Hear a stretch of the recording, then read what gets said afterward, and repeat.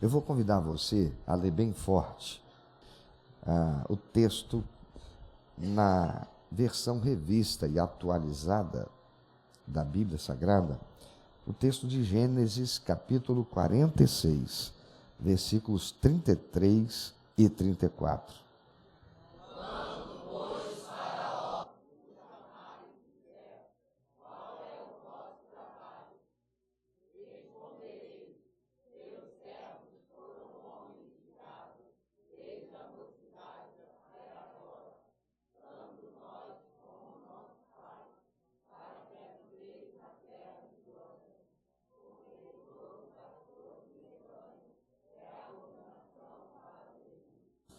Amados, o contexto desse texto é que Jacó está com seus filhos residindo na terra de Canaã, que hoje nós conhecemos como território da nação Israel. Jacó está lá e ele tem um filho, que é o filho da sua esposa amada, por quem ele trabalhara 14 anos para ter o direito de desposá-la, de casar com ela. O nome desse seu filho é José. É o penúltimo filho de Jacó. Não é o caçula, tem um outro ainda chamado Benjamim, mas é José. José, ele era o preferido de Jacó. Jacó fazia de José ser o seu chaveirinho, né? Aquele filho preferido dentre todos os mais. E isso provocava a ira dos seus irmãos, a tal ponto que os seus irmãos intentaram matá-lo, mas desistem no último momento e jogam-no numa cova. Nisso passa uma caravana de beduínos, ismaelitas, e eles estão indo para o Egito para comercializar. Dentre os itens que esses ismaelitas estavam levando para vender no Egito, estavam também escravos. E José é vendido como escravo pelos seus irmãos. José vai para o Egito.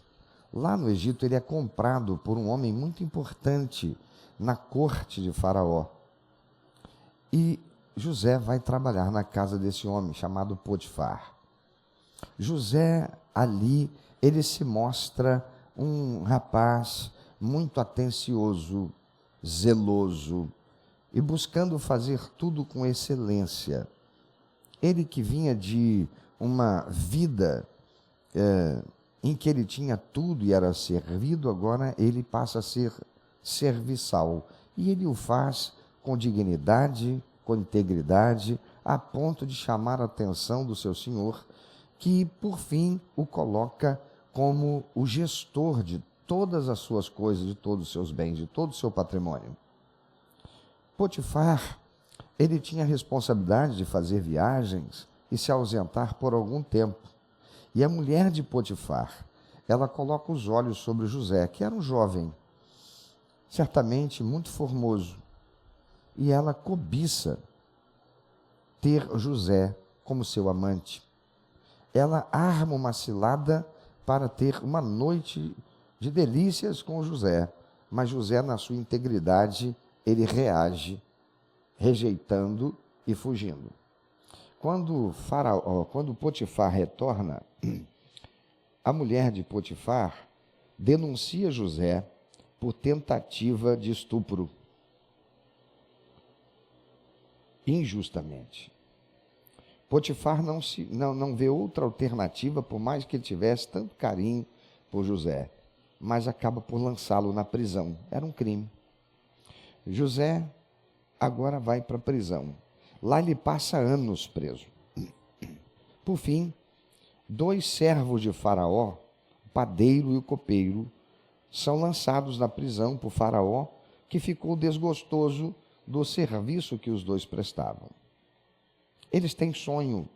Esse sonho, Deus usa José para interpretar. Um vai ser morto, outro será restituído a sua posição lá na corte de Faraó e voltará a servi-lo.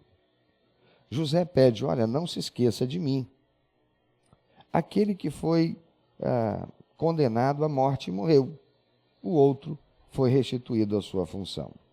Passam-se 2 anos. E aquele homem esqueceu de José. Até que Faraó tem um sonho que o perturba.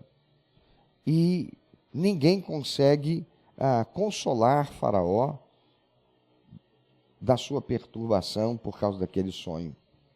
E então aquele moço se lembra de José, que interpretara o sonho. E José acaba indo até a presença de Faraó. E lá ele revela o sonho. Esse sonho foi profético. Haverá 7 anos de fartura para o Egito. E depois disso, 7 anos de carestia, de seca, de estiagem, de fome na terra. Os 7 anos de fartura e os 7 anos de seca não apenas iria atingir o Egito, mas toda aquela região, e alcançaria até mesmo lá na terra de Canaã. 7 anos de fartura. José é colocado como governador do Egito. Faraó é impressionado com a sabedoria de José, que não apenas interpreta o sonho, mas diz também, dando uma sugestão do que fazer para se prevenir quanto aos 7 anos de seca que viriam depois dos 7 anos de fartura. Faraó o coloca como governador do Egito. 7 anos de fartura, tudo vai bem. José progride, José prospera, José vai se tornando cada vez mais influente em toda a terra do Egito, sendo ele mesmo o segundo em autoridade, só não mais do que o próprio Faraó. Mas vem o período de seca. A fome começa a assolar a terra. E lá em Canaã, a seca se faz severa. Jacó então manda seus filhos para irem ao Egito comprar grãos, porque ouvira dizer que o Egito havia se precavido para passar todo aquele período de estiagem e vendia os seus grãos. Então eles vão, e lá chegando, José os reconhece, mas eles não reconhecem José.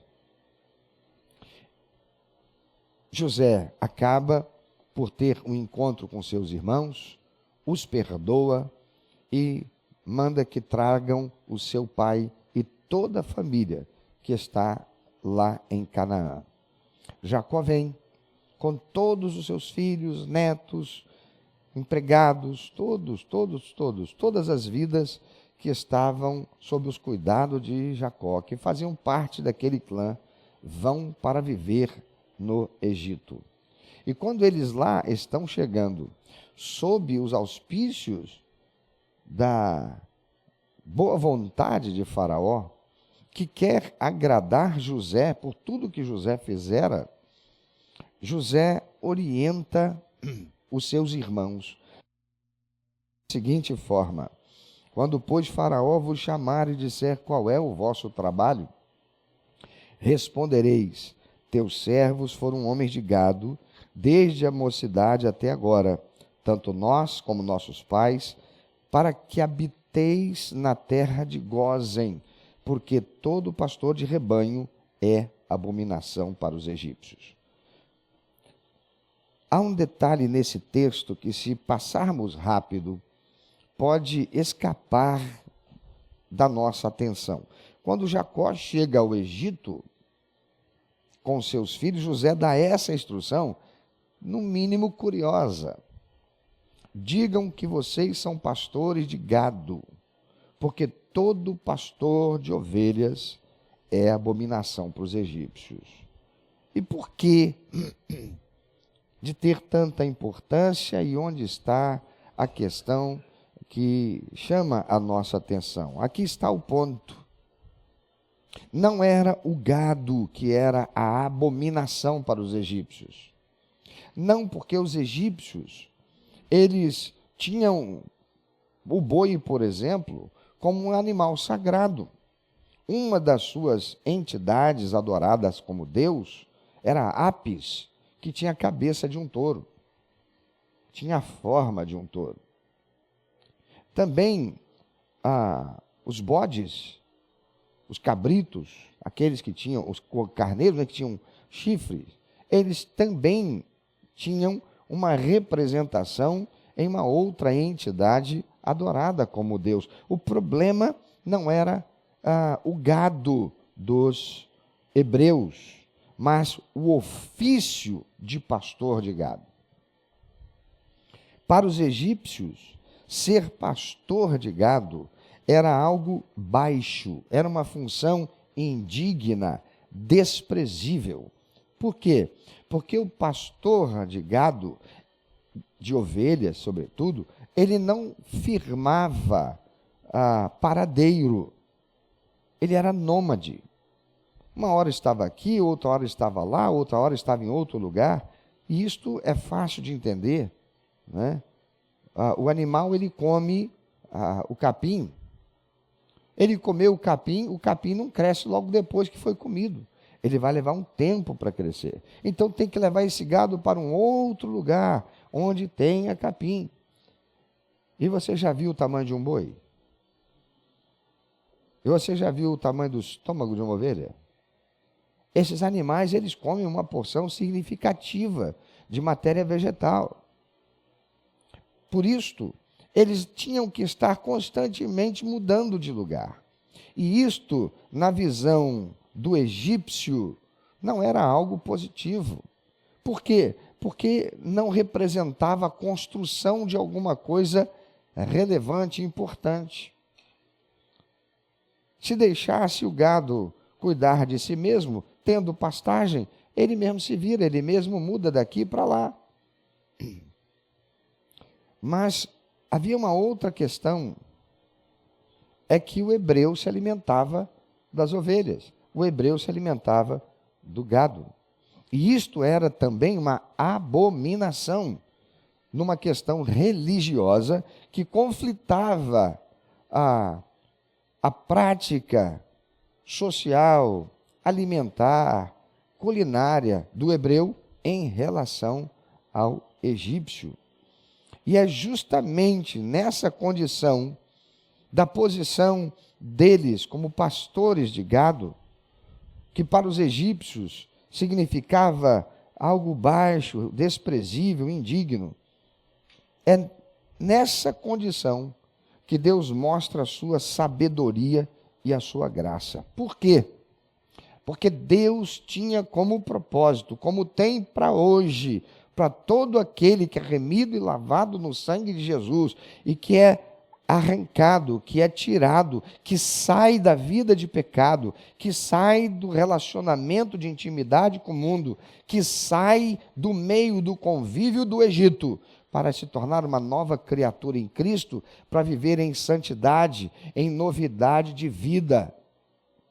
E esses que assim o fazem, eles têm que encontrar um lugar onde eles possam conviver, onde eles possam construir novos relacionamentos, onde eles possam ser edificados, onde eles possam crescer na graça e no conhecimento de Jesus Cristo. E isso hoje é a igreja de Jesus. Deus, então, instrui José, porque Deus não quer o seu povo imiscuído, misturado com os egípcios, para que não viessem a absorver daquela cultura idólatra, pecaminosa, contrária aos princípios de Deus, que estava no curso da preparação daquele povo para vir a se tornar uma nação, o povo santo de Deus. Então, José orienta aos seus irmãos, aos seus familiares todos: vocês vão dizer que vocês são pastores de gado. Por quê? Porque há uma terra mais distante, num lugar de campinas verdejantes, num lugar de possibilidade de, inclusive, crescimento, de expansão. E essa é a terra de Gósen, que fica no norte. E Faraó não negará isto. Por quê? Porque ele também não vai querer que a gente viva no meio deles, mantendo e preservando a nossa identidade. Amados, na cultura egípcia, a função de pastor, portanto, não era nobre. Os egípcios eram agricultores, possuíam grandes rebanhos, sim, mas consideravam humilhante o trabalho braçal e nômade de conduzir ovelhas. E esse desprezo ilustra como o mundo encara o povo de Deus. Como é que as pessoas encaram você no seu trabalho? Aquelas que compõem um grupo de pessoas que são alheias aos princípios e valores que você, meu irmão em Cristo, minha irmã em Cristo, tem esposado e buscado testemunhar. Ah, não chama fulano não, fulano é crente. É assim ou não é? E olham para nós, de certa forma, com desprezo. O que é que falam de nós, o povo evangélico? Massa de manobra, pessoas ignorantes, pessoas de nível acadêmico inferior, pessoas que normalmente, na sua grande maioria, ocupam funções de trabalhadores braçais, pessoas sem muita cultura. É assim ou não é? É o Egito.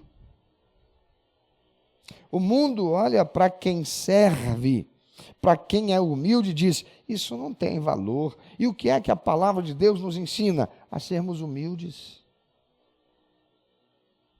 a não sermos presunçosos, a não sermos altivos, a não sermos orgulhosos. Não importa a posição que alcancemos, iremos sempre dizer: ao Senhor seja toda a glória é dele. Enquanto o mundo estimula a autoexaltação, cheguei até aqui porque fiz isso, fiz aquilo, me esforcei.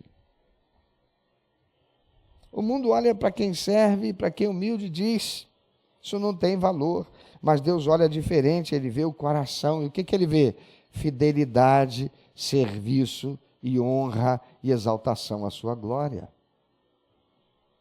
Talvez, meu irmão, minha irmã, você viva a sensação de que a sua vida é desprezada. No trabalho, no bairro, até na família, parece que o seu valor é pouco, você não é reconhecido. Mas saiba, o mundo pode desprezar o que você faz e quem você é. Mas Deus honra quem você é nele. E a palavra de Deus nos faz saber que não devemos ficar esperando receber do mundo e das pessoas a exaltação e o reconhecimento que até merecemos, porque a honra que verdadeiramente vale, faz diferença para nós, é aquela que vem de Deus. E a palavra do Senhor diz que aquele que me honra, eu vou honrar. A honra de quem você está buscando e esperando? Você é alguém que se sente frustrado por não estar sendo reconhecido pelos homens, por não estar sendo reconhecido pelo seu chefe? Você já tem sido influenciado pela cultura do Egito, lá do ambiente do trabalho onde você trabalha, para dizer para você: deixa de ser bobo, deixa de ser otário. Você fica aí se esforçando tanto e o patrão não te dá reconhecimento e o chefe não te reconhece e você não recebe a promoção que você até deveria receber, e você tem deixado aquilo se abater. Está, porventura, você se permitindo ser influenciado pelo Egito, meu irmão? A palavra de Deus nos instrui a estarmos no mundo sem sermos do mundo. Meu amigo, você que é simpatizante do Evangelho de Jesus Cristo, tem carinho pelo Senhor Jesus, mas ainda não fez uma aliança com Ele. Talvez você esteja correndo atrás de status, de reconhecimento, de ser alguém importante aos olhos dos outros, mas isso é um fardo que nunca se resolve. Só em Cristo o verdadeiro valor em você é restaurado. Mas havia um plano de Deus na humilhação daquele povo. Olha para quem está do teu lado, por favor, ajuda esse querido, para ele guardar isso e sair daqui com isso fervilhando a sua mente. Deus tem um plano na humilhação que você está passando. Deus tem um plano na humilhação. Há muitos que, sem conhecimento, sem entendimento da verdade eterna da palavra de Deus, sem visão espiritual da verdade eterna do Senhor, batem no peito e dizem, eu não, bateu, levou. Me humilhar, sai fora. Quê? Há um plano de Deus na humilhação? Então não quero esse Deus, não. Que negócio é esse? Um Deus sádico? Um Deus que se agrada de me ver passando humilhação? Quero não.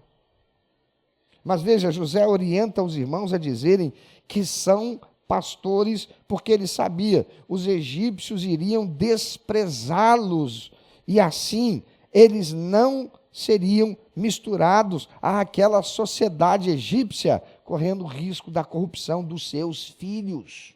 Aí, irmãos, o que está acontecendo hoje com os nossos filhos que estão indo para as escolas? As nossas crianças, os nossos adolescentes estão indo para as escolas e, em vez de estarem aprendendo geografia, matemática, física, quando o professor da escola pública vai, está lá para criar uma massa de manobra, analfabetos funcionais, ou pior, ou talvez pior, instrumentalizados por uma ideologia nefasta, desgraçada, corruptora, maldita, para destruir seu futuro e construir nessa nação uma geração de subservientes, amordaçados, acomodados, acostumados a serem servos do Estado.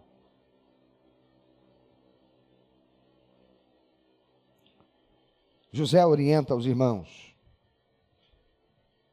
não queiram estar no meio dessa gente, não queiram fazer parte dessa sociedade. Bom será que Faraó olhe para vocês e digam, não, deixa eles lá, está tudo bem. Eu vou pedir para vocês ficarem na terra de Gósen, que é a melhor parte para nós. Lá vai ser uma bênção. E Faraó não vai se opor. Mas para isso, vocês vão ter que aceitar se sentirem humilhados pelos egípcios. Oh, meu irmão, minha irmã, isso resultaria numa bênção. Eles teriam a terra de Gósen, terra fértil, terra separada, onde poderiam crescer como povo, onde iriam se desenvolver e se tornar tão fortes, que séculos na frente, não séculos na frente, mas décadas e décadas à frente, um novo faraó vai se levantar com um outro povo, e eles olharão para os hebreus e ficarão com medo, pelo tanto que eles cresceram, pelo tanto que eles se tornaram poderosos, bem-sucedidos, ricos naquela terra. Deus usou o desprezo do Egito para preservar Israel. Aquilo que parecia humilhante, Deus transformou em bênção e proteção para o seu povo. O que era motivo de exclusão virou cenário de multiplicação. Muitas vezes Deus permite que você, meu irmão, minha irmã, seja colocado de lado, esquecido, ignorado, mas isso pode ser livramento. Eu quero falar com você, adolescente. Talvez você esteja passando por algo que eu passei na minha fase de adolescência na escola. Chegava a hora de fazer a divisão dos times para o jogo de futebol, eu sempre era deixado por último. E modéstia à parte, eu era bom na pelota. Pode rir, eu era mesmo. Sem nenhuma falsa humildade. Futebol de campo não, era uma negação. que aquele negócio, e a bola nunca vinha para o meu pé, quase nunca, né? Porque ficava aquela meia dúzia de compadres jogando pelo lado de lá e eu pelo lado de cá, a bola para vir no meu pé, sempre tinha um para disputar comigo, que era o que já jogava há mais tempo, então eu fui para o futebol de salão. Aí no salão não tem jeito, porque no salão ou você toca a bola ou você toma gol, é ou não é? E no salão eu despontei. Aí, pequenininho, pastor, desse tamaninho, já era pequenininho, desprezado por causa disso, né? Mas você já viu o preço de uma pedra de diamante pequenininha que fica no meio da aliança? Já viu? Tira aquela pedrinha ali, ela é mais cara do que a aliança se você for vender o anel depois. Era aquela pequenininho, ninguém dava nada por mim, e ainda por cima era crente. Ah, que Cláudio não, porque Cláudio... E me botava para escanteio. Sabe o que aconteceu, filho? O time, para onde eu acabava ficando, porque eles me colocavam, eu entrava com -1, que não era legal para eles, me colocava em que posição? No gol. Mas o meu negócio era jogar lá na frente. Meu negócio é estar na cara do gol ali para finalizar. Era bom naquilo. Mas me botaram no gol. E cá para nós, irmão, você que é homem aí? Porque normalmente mulher não joga futebol de salão, né? Tem algum aqui que joga futebol de salão? A coisa hoje está diferente, né? Tem nenhuma, né? Eu acredito até que você não tem nem... Se falar de futebol de salão, assistir uma vez, você não vai querer nunca, muito menos ser goleiro. Porque a bola é desse tamaninho. E uma bolada de bola de futebol de campo. Certa feita eu estava encostado na baliza do campinho que ficava lá perto da minha casa, num dia de sábado à tarde. Estava fazendo nada, os caras não me botavam também para jogar, então não tinha nada para fazer, eu fui lá para assistir. E eu escolhi o pior lugar para assistir um futebol, do lado da baliza, encostado na baliza. A bola era aquela bola de couro oficial. Um camarada veio, ele deve ter pensado assim, o que ele está fazendo lá da bola? Deixa ele comigo. O cara mandou o pé. Irmão, parecia o Éder, pastor. Lembra do Éder? O homem mandou uma... Lembra do Antônio Carlos? Era o Antônio Carlos, não. Roberto Carlos. Né? Não o cantor, o jogador de futebol. Irmão, o chute do rapaz não foi um chute, foi um tiro de canhão. E a bola vinha para cá e ela fez assim, é você. Ela me procurou e eu botei a mão. Quando eu botei a mão, quem estava no meio do campo ouviu o barulho. Trek. Meu braço, a mão caiu na hora. Isso, bola de futebol de campo.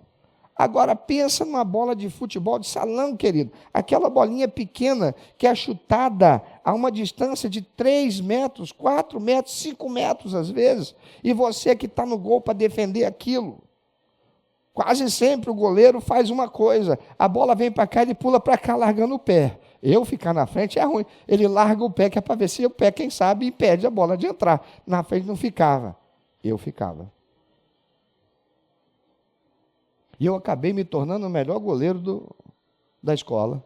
E o meu time acabou se tornando o time menos vazado. E um time ruim, acabou em segundo lugar. Por quê? Porque tinha um goleiro, que o cara era pequenininho, mas gol de futebol de salão não é tão alto. E eu fechava o gol. Por que eu fechava o gol? Porque eu entendi uma coisa.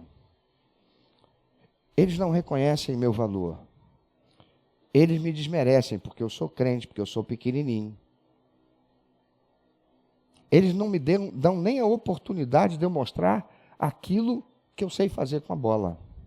E o único lugar que eles me colocaram foi esse aqui. Pois eu vou fazer de tudo para ser o melhor goleiro dessa escola. Você sabe o que aconteceu? Depois daquele primeiro campeonato interno, todo mundo disputava o Cláudio para ser o goleiro. E sabe o que eu fiz? Muito obrigado, estou pendurando as minhas chuteiras. Porque eu só queria respeito. Amados, muitas vezes Deus permite que você seja colocado de lado, esquecido, ignorado, mas você não deve permitir que isso afete você a ponto de você até acreditar que você é isso mesmo, que você não tem valor, porque você fica esperando a validação do meio em que você está, mas o meio não é o meio daqueles que verdadeiramente amam e temem a Deus, porque nós estamos no mundo, diferente desse povo hebreu que foi lá para a terra de Gósen. Nós não estamos em Gósen, nós estamos no Egito, e nós estamos no meio dos egípcios, aqueles que adoram outros deuses, aqueles que não têm temor do Senhor, aqueles que não têm escrúpulos, que nós, por sermos filhos de Deus, tementes ao Senhor, seguidores do caminho, servos de Jesus Cristo, nós tememos. Muitas vezes Deus permite que a gente seja colocado de lado, esquecido, ignorado, mas isso pode ser livramento. Deus está guardando você de influências que destruiriam sua fé. Deixa eu dizer para você, adolescente, não querem te colocar no time de futebol, não querem te colocar no time de handebol, não querem te colocar no time de voleibol. Vai jogar futebol de botão, se torna excelente nisso. Pega a vareta, xadrez. Por que é que você vai permitir que o seu coração seja inundado de um sentimento de menos-valia por causa da validação do mundo? Você está esperando, desejando, querendo a validação do mundo. Você tem que querer a validação, é do Deus vivo. Lá está o profeta Samuel na casa de Jessé. Ele foi lá mandado por Deus, porque Deus vai ungir o próximo rei de Israel, que não será um rei escolhido pelo povo, mas será um rei escolhido por Deus, segundo o coração de Deus. E Jessé faz passar os seus filhos diante de Samuel, e quando Samuel vê o primeiro, o mais velho, mais robusto, mais forte, fazia parte do exército do rei, e Samuel disse, certamente é esse aí. E Deus disse, não, Samuel, não é não. Próximo. E vem o outro, também não, Samuel. E vem o outro, também não, Samuel. E Deus chega para Samuel e diz assim, Samuel, para com isso, rapaz. Eu não vejo do jeito que os homens veem. Eu não vejo do jeito que você vê. E aí tem o último filho de Jessé, que é o quê? Ele é o quê, irmão? Ele não está lá no exército de Saul. Ele não é o gestor do patrimônio de Jessé. Não. Ele é o quê, irmão? Pastorzinho de ovelha. E onde é que ele está? Lá no campo, passando a noite, tomando sereno, cuidando dos rebanhos do seu pai. Mas ele tinha um coração humilde, um coração temente. Ele era temente a Deus. Ele estava lá, sozinho, rejeitado, vivendo uma realidade de desprezo. E a gente vai ver isso quando o pai dele manda que ele vá até o campo de batalha para levar um farnel para os seus irmãos, ou seja, alimento, comida para os seus irmãos que estavam na guerra, e para trazer notícia. E quando ele chega lá, seus irmãos o desprezam. Eles o desprezam, mas não têm coragem para enfrentar Golias. E quando aquele menino ouve Golias afrontar o exército de Deus, o exército de Israel, ele é tomado de indignação e cheio do Espírito de Deus, sem nenhum medo, sem nenhum receio. Ele se prontifica e vai lá. Quem é que derrota Golias? O desprezado. Ah, meu amado, minha amada, se você estiver buscando a validação do mundo, você vai continuar sendo desprezado. Porque se você receber a validação do mundo e chegar a alcançar uma posição, será para ali na frente, quando você for traído por todos eles ou por um deles, e você perder tudo aquilo, você vai descobrir, eles só estavam te adulando pelo que você tinha, pelo que você representava e que os beneficiava.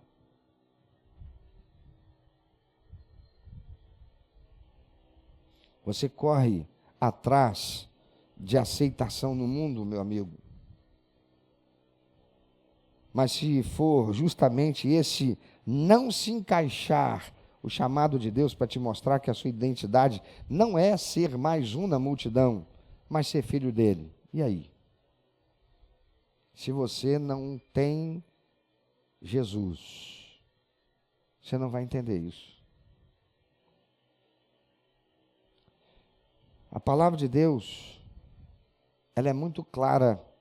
A Bíblia inteira confirma o seguinte princípio que encontramos em 1 Coríntios capítulo 1, versículo 27, quando o apóstolo Paulo, da parte de Deus, diz: Deus escolheu as coisas loucas do mundo para confundir as sábias. E Deus escolheu as fracas do mundo para confundir as fortes. Quem era Davizinho? O mais fraco. Pensar em Davi, que era cuidador, pastor de ovelhas, para enfrentar um guerreiro experiente, um camarada que tinha 3 metros de altura, que só a armadura dele pesava perto de 70 quilos, para enfrentar um pastorzinho de ovelha com um cajado na mão, uma funda que era uma tiradeira, que lançava pedras. Isso é uma coisa absurda. Isso era loucura.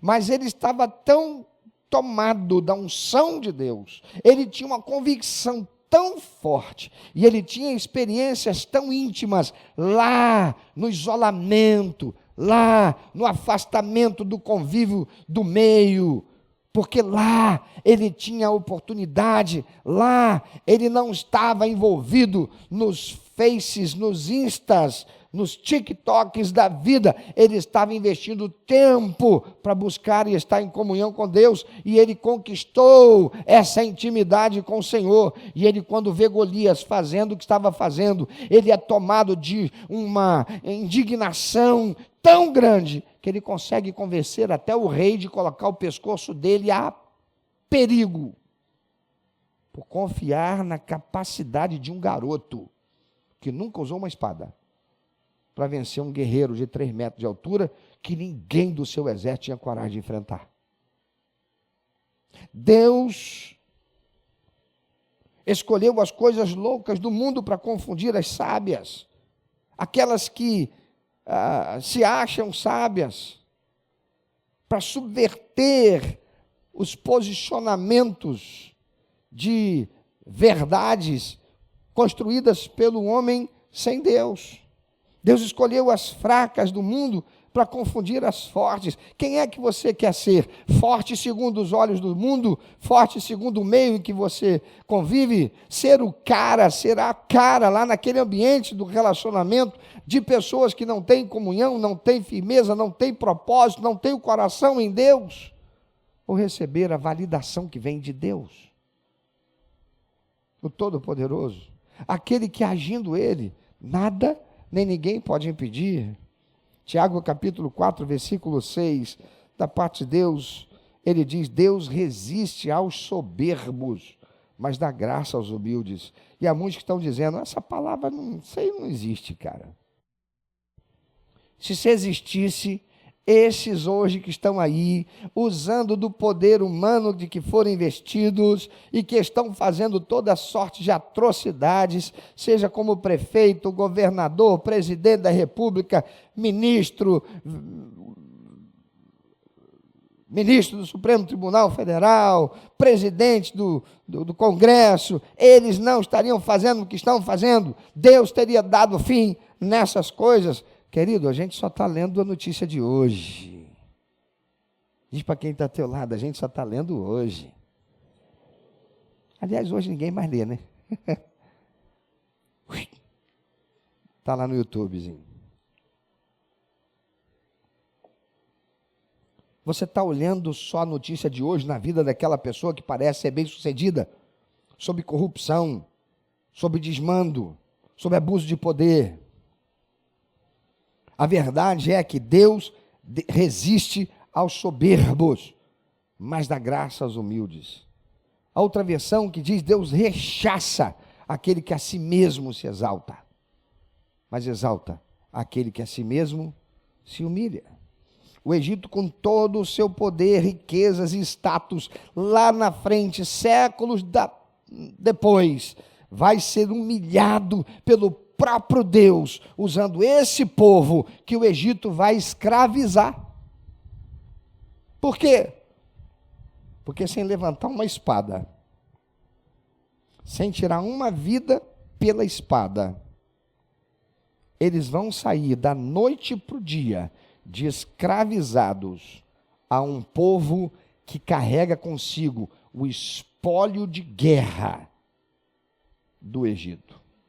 Eles vão sair com prata, eles vão sair com ouro, eles vão sair com pedras preciosas, eles vão sair com joias, eles vão sair com madeira de qualidade, eles vão sair com carroças, eles vão sair com um grande espólio para ir para Canaã, uma terra que Deus promete a eles dar por sua herança. E por quê? Porque Deus continua hoje, como naquele tempo, querendo que o seu povo saia do meio daqueles que não têm compromisso de aliança com Ele, para viver uma novidade de vida, uma realidade diferente, para serem verdadeiros e frutíferos discípulos de Jesus Cristo, para serem por isso abençoados e prosperados pelo Senhor, para que sejam um testemunho vivo da graça, da bondade e da fidelidade, da misericórdia, da longanimidade e do amor de Deus. O Egito, com todo o seu poder, riqueza e status, acabou por ser humilhado pelo próprio Deus. Já Israel, aquele povo de pastores desprezados, foi exaltado, foi preservado e foi conduzido à terra prometida. Meu irmão, minha irmã, não queira a glória do Egito. Eu fico triste por ver, às vezes, pais crentes incentivando o filho a buscar a carreira de jogador de futebol, incentivando o filho a não estudar, a não se preparar para vir a ser um engenheiro, um arquiteto, um advogado, um professor, mas para ser um jogador de futebol e se espelhar num ícone do esporte, que não é exemplo de pai, que não é exemplo de marido, que não é exemplo de cidadão, que não é exemplo. A única coisa que ele está exemplo é de um cara bem-sucedido materialmente, profissionalmente, socialmente. Mas um erro que ele cometa pode custar toda a sua carreira. Pode custar todo o relacionamento que ele tem, se ele perder o que ele possui hoje. Eu fico triste ao ver certas mães crentes incentivando as filhas para se tornarem modelos fotográficos. Minha irmã, você sabe o ambiente de promiscuidade e corrupção que é isso? Não, mas eu vou acompanhar minha filha. Até quando? Até quando ela vai estar debaixo da sua autoridade? Porque vai chegar um momento que ela vai ser maior de idade e ela vai decidir pela cabeça dela. Eu vejo com tristeza muitas mulheres crentes, muitas jovens crentes se deixando levar pela ideologia do feminismo, que é um instrumento desgraçado para a destruição dos lares, da família, dos bons costumes, como Deus estabeleceu para ser. Me aponta a família de uma feminista que viva 30 anos, 20 anos com o meu marido, que tem filhos, que se tornaram ajustados, crescendo num ambiente como esse, em que a figura paterna, a figura do homem é feminilizada e a figura da mulher é masculinizada, quase que eu falo machilizada. Você já reparou, meu irmão, encontrar uma calça como essa minha aqui, está olhando para mim? Nem vesti pensando nisso, mas Deus sabia. Está difícil. As calças para os homens são as calças que as mulheres usavam até um tempo atrás. É aquela calcinha chutinha, não é? Que se o cara tiver problema com a anatomia do seu corpo, ele não for bem provido, ele vai andar sempre de frente. Porque é tão coladinha que vai olhar lá, para o cara está de frente ou está de costa. Tipo eu.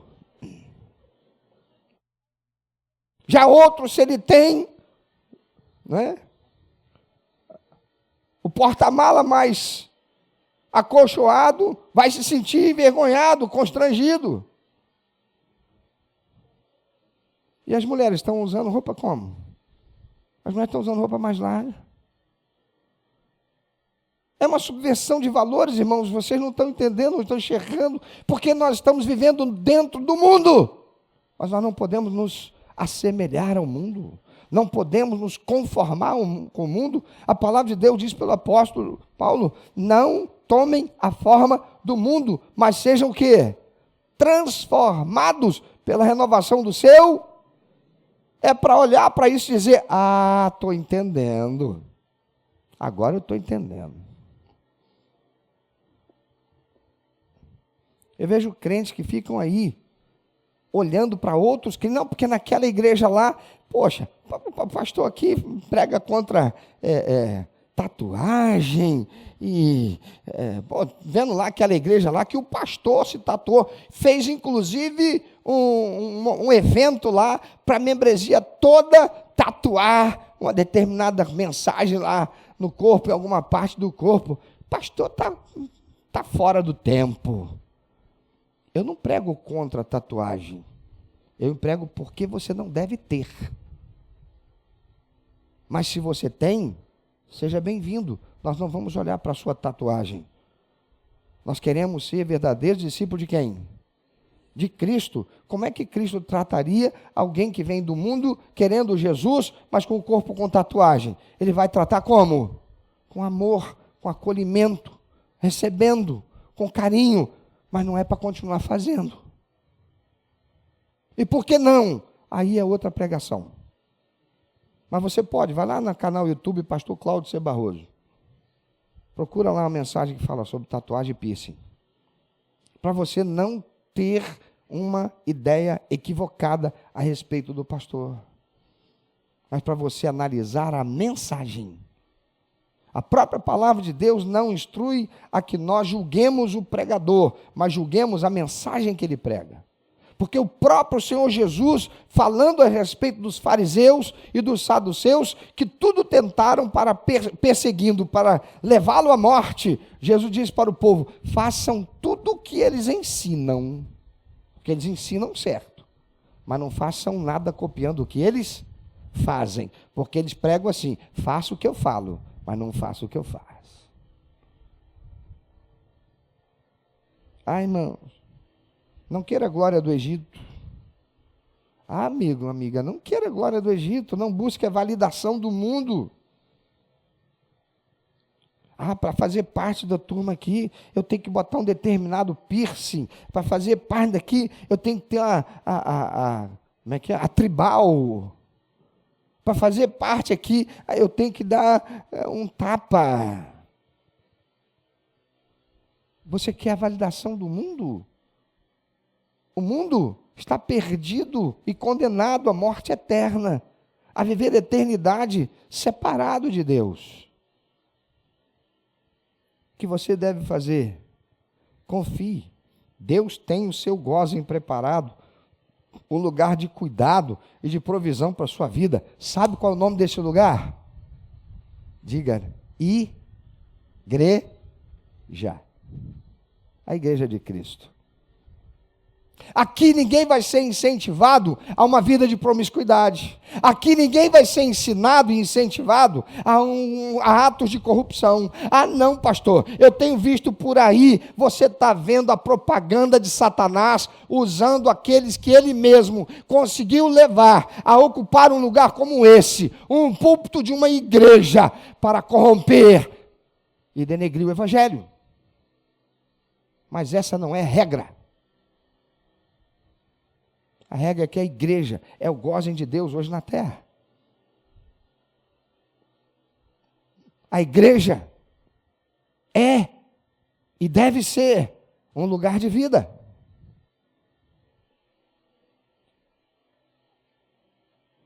Meu amigo e amiga, você pode ter status, você pode ter bens, você pode ter reconhecimento, mas tudo isso passa. Tudo isso vai passar.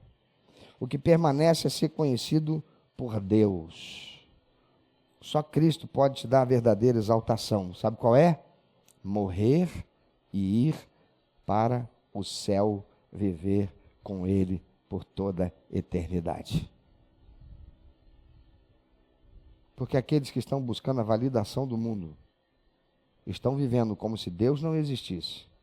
E ao partir dessa existência, viverão a eternidade separados de Deus. Por que é que Deus deve receber na sua glória, em toda a sua santidade, aqueles que aqui não quiseram viver em santidade? Quiseram viver experimentando e usufruindo daquilo que é o mal, daquilo que é o pecado, daquilo que vem da corrupção.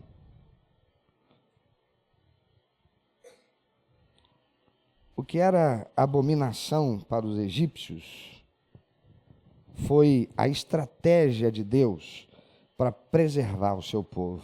E Deus pode estar fazendo isso com você hoje. Talvez você ainda não tenha entendido. O mundo despreza o que Deus honra. O mundo valoriza o que Deus rejeita. Se o mundo te chama de pequeno, sabe como é que Deus te chama? Precioso. Preciosa. Se o mundo te põe de lado, Deus te separa, mas é para multiplicar, para te fazer bem-sucedido na terra. Se o mundo te rejeita, Deus te recebe.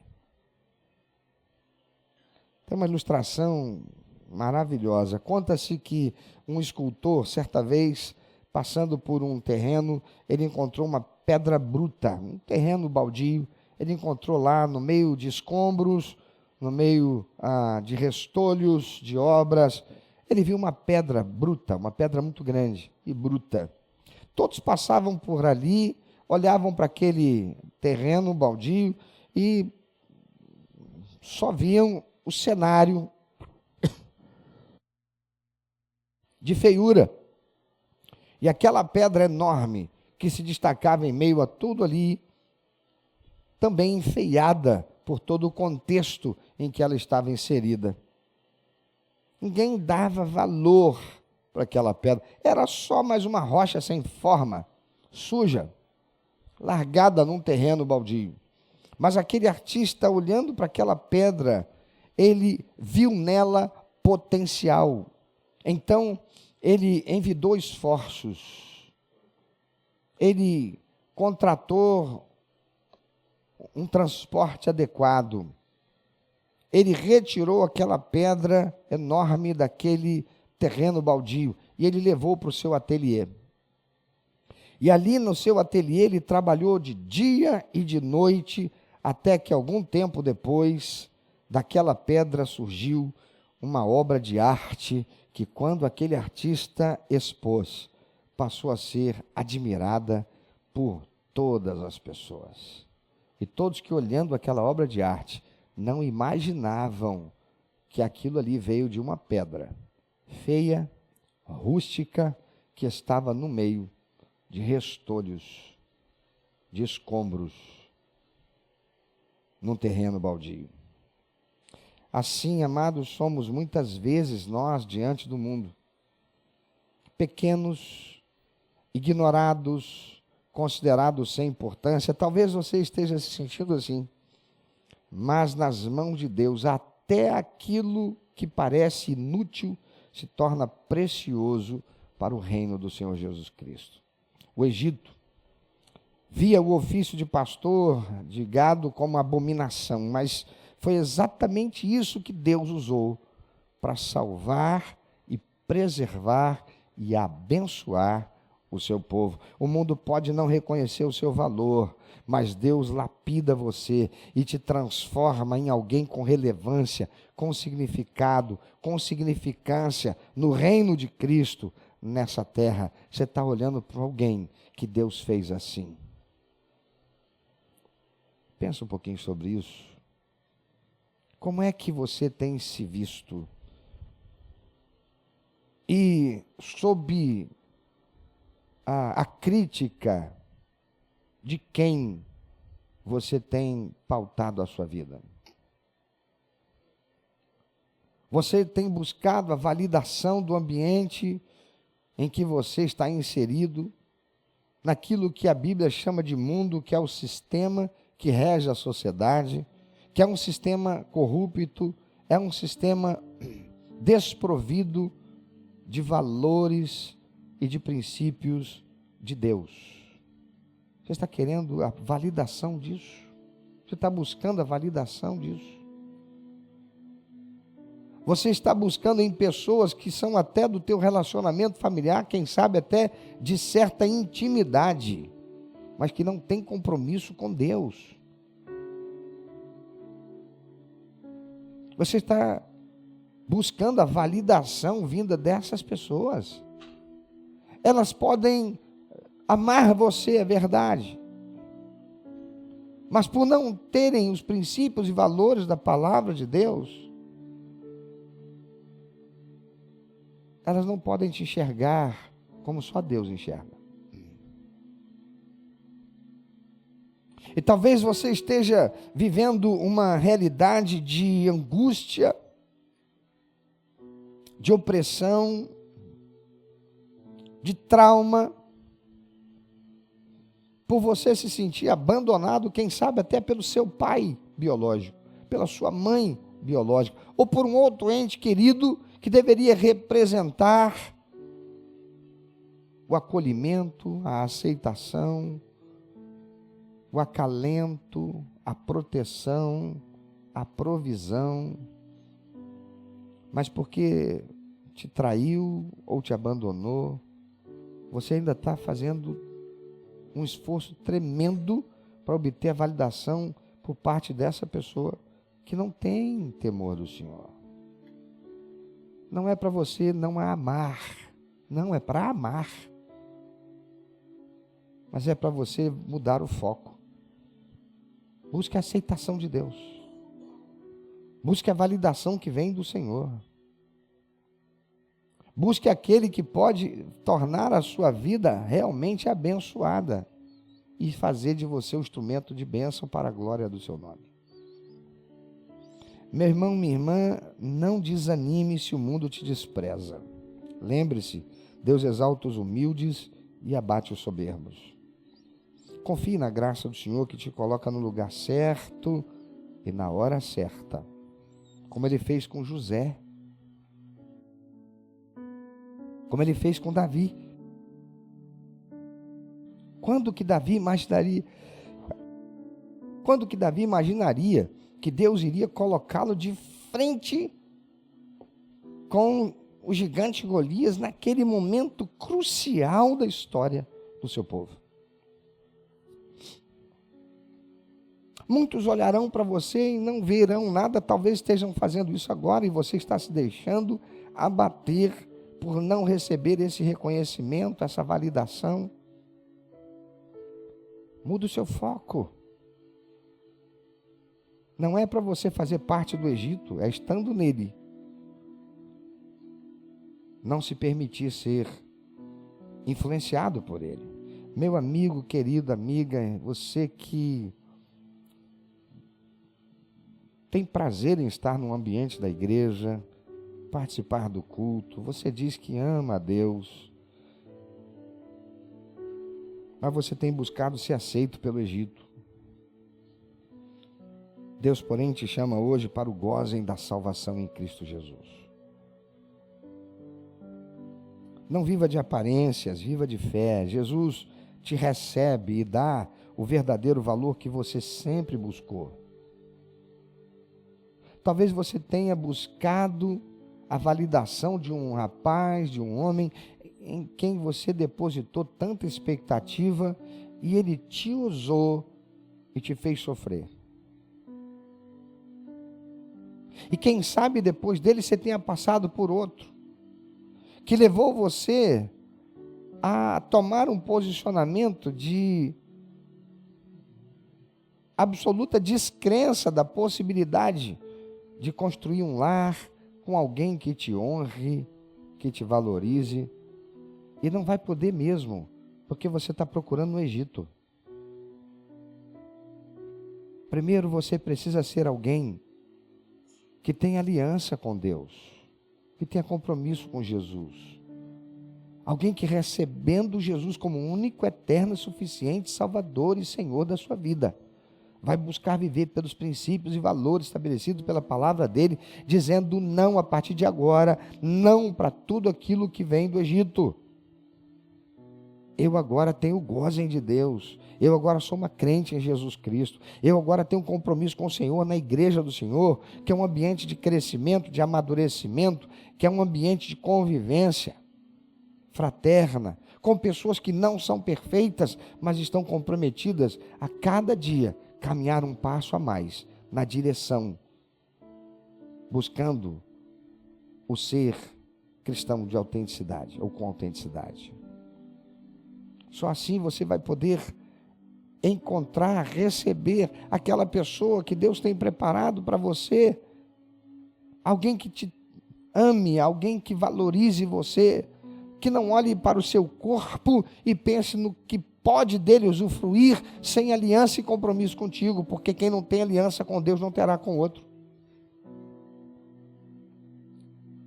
Você talvez esteja frustrado, decepcionado, porque você constituiu uma sociedade com uma outra pessoa que te roubou, te espoliou, tirou o que você tinha. E você está descrente da possibilidade de novamente investir com expectativa para a construção de algo futuro, muito menos se envolver uma outra pessoa. Satanás quer que nós olhemos uns para os outros e nós vejamos ali a possibilidade de uma desgraça. E com isso nos coloque separados uns dos outros, afastados uns dos outros. Isso é para a realidade do mundo. Mas Deus tem um lugar, um ambiente de construção, de caráter, de personalidades, apurados pelos princípios e valores estabelecidos por Deus. Chama-se Igreja de Jesus. Mas enquanto você não tiver essa aliança com Cristo, você pode visitar o gozem não fazendo parte dele. E as bênçãos do gozem são para os filhos de Deus. Mas se você quer receber Jesus Cristo hoje como teu único, eterno, suficiente Salvador, e fazer dele Senhor na sua vida, e começar hoje a ser lapidado por Deus, e se inserir no corpo de Cristo, que é a igreja, onde você não será apenas mais um, mas será filho de Deus, filha de Deus, pelos méritos de Jesus Cristo. Faça isso hoje, faça isso agora. Tudo que você precisa é reconhecer que você é pecador, que você tem vivido no meio do Egito, mas você quer se tornar filho de Deus.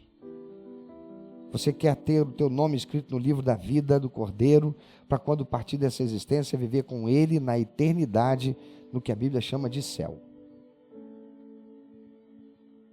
Você quer colocar um ponto final na realidade de vivência que você tem experimentado até aqui, para uma nova vida, como filha de Deus, como filho de Deus, remido e lavado pelo sangue de Jesus, com aliança com Ele, para crescer em graça e em conhecimento da palavra de Deus, em comunhão com o Espírito Santo de Deus,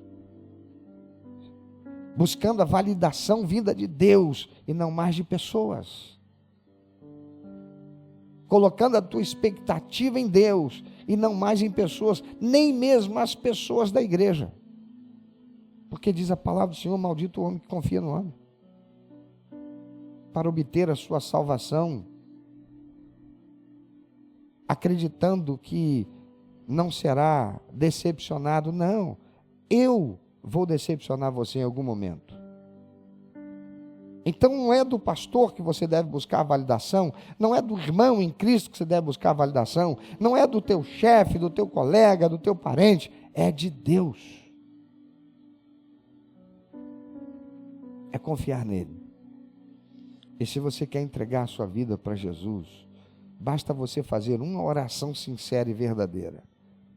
E você quer, se você quer, eu quero instruir você nessa oração agora e conduzir você nessa oração. Basta que você coloque a mão no seu coração agora, num sinal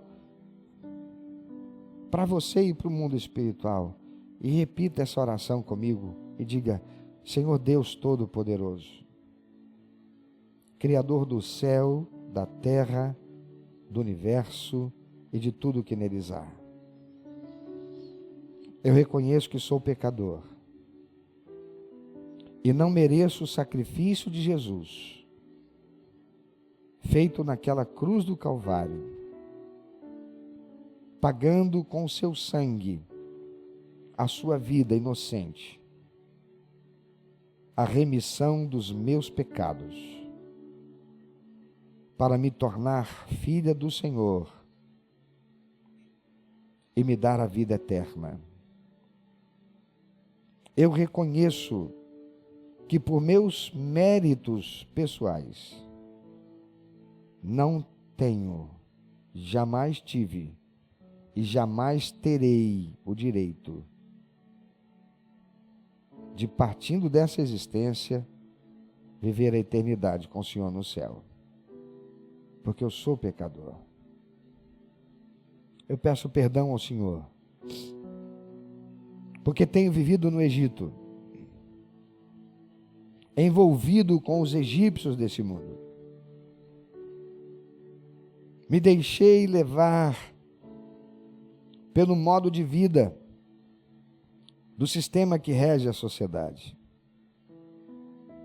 e que ofende a santidade do Senhor. Perdoa-me pela minha ignorância. Mas agora, eu quero fazer essa aliança com o Senhor.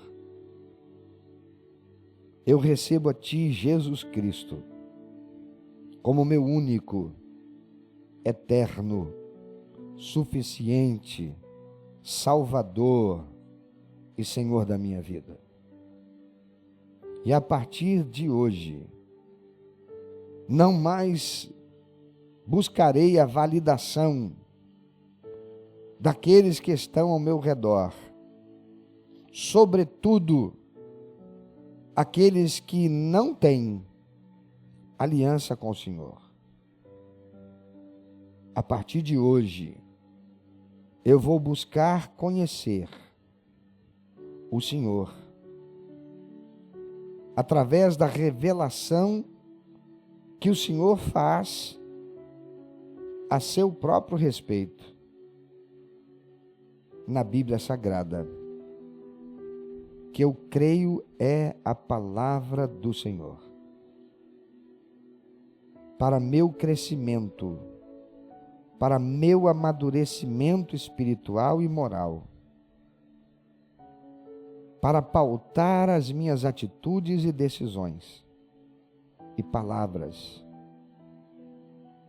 para que eu seja abençoado, para que eu possa encontrar a paz, o equilíbrio e a satisfação que só o Senhor dá enquanto vivendo nessa terra.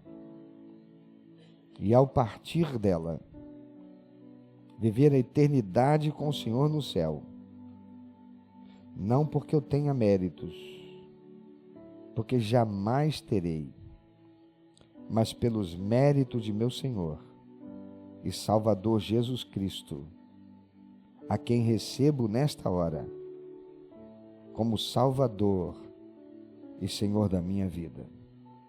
Escreve, Senhor, o meu nome no livro da vida do Cordeiro. E eu invoco a Ti, Espírito Santo, para habitar em mim, fazer morada em mim e caminhar comigo. Pois a partir desse momento, eu abro mão, eu corto relações, eu abandono o Egito para viver no gozem do Senhor. E por isto obedecerei a tua ordenança de ser batizado e assumir compromisso com a tua igreja, o gozem do Senhor aqui nessa terra. E por isso, muito obrigado, Senhor. Louvado seja o teu nome, Jesus. Amém.